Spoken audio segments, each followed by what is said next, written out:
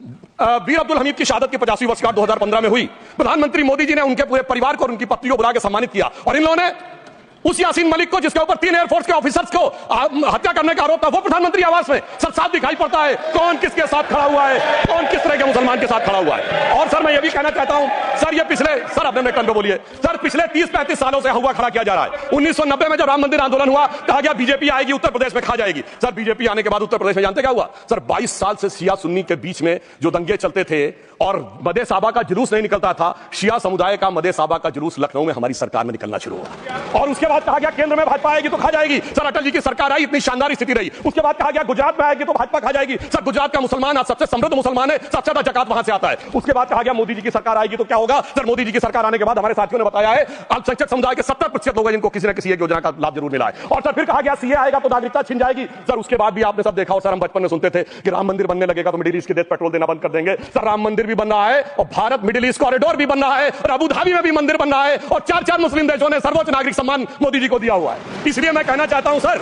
मर्ज हो तो उसका इलाज किया जा सकता है। जैसे हमारे यहां वैद धन्वंतर माने गए हैं, इस्लामी अकीदे में वैद हकीम लुकमान माने गए, तो कहा गया है उनके लिए कि इसमें क्या रखा है, देखे है जो तू आन के पास, बददुमा वहम की दारू नहीं लुकमान के पास। यानी मर्ज का इलाज है पर वहम का इलाज तो हकीम लुकमान भी नहीं कर सकते जो आपने पाल कर रखा है। मैं कहना चाहता हूं हम किन मुसलमानों की बात करते हैं, आप गंगा जमुनी तहजीब की बात करते हैं। सर दारा शिकोह औरंगजेब का बड़ा भाई था, उसने उपनिषदों का अध्ययन किया, संस्कृत में अनुवाद कराया और नाम रखा सिर्रा अकबर, यानी वर्ड्स ऑफ गॉड। मैंने किसी को दारा शिकोह की जयंती बनाते हुए नहीं देखा।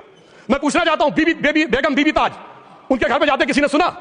सर ये बताइए, आलम शेख इतने बड़े कृष्ण भक्त के कवि, किसी ने सुना उनके घर पे जाते हुए? मलिक मोहम्मद जायसी जिन्होंने पद्मावत लिखा, उत्तर प्रदेश के रहने वाले, उनके घर पे कोई गया? ये बताइए ब्रिगेडियर मोहम्मद उस्मान के घर पे कौन गया? आजमगढ़ में, गाजीपुर के रहने वाले थे, आज तक जाने वालों में नहीं दिखे। और मैं सर बताना चाहता हूं एक और बात, सर एक सैयद इब्राहिम रसखान हुए हैं, बहुत बड़े कृष्ण भक्ति के कवि।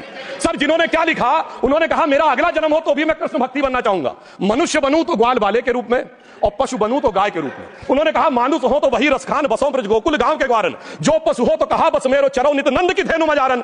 सर उन्होंने कहा गायों के बीच में नंद बाबा की गायों में जन्म लेना चाहूंगा। मगर सर आज एक ऐसे नेता आए हैं इस देश में जिनको गायों से बदबू आने लगी है, तो उनके लिए मुझे मेरे मन में भाव आता है सर कि श्री रामचंद्र कह गए सिया से ऐसा कलयुग आएगा, गोपालक श्री यदुवर कुल में एक ऐसा नेता आएगा जिसे बकरे कटने में खुशबू मिलेगी, गौ माता में बदबू पाएगा। रामचंद्र कह गए सिया से कैसा कलयुग आएगा।